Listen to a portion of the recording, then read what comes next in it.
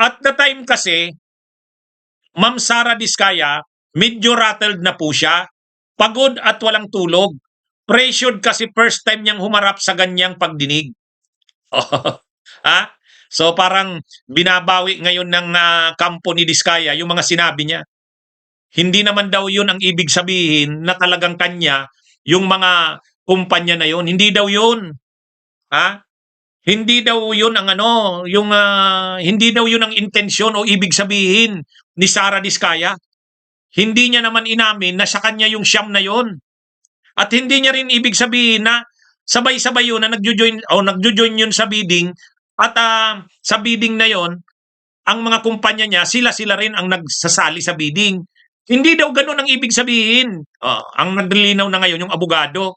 Kaya ngayon mga kabunyog, mga kababayan, ang abogado ni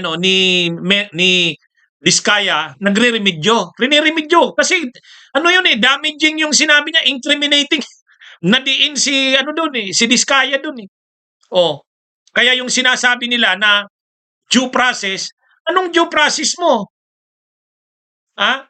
Anong due process mo doon? Inadmit na nga.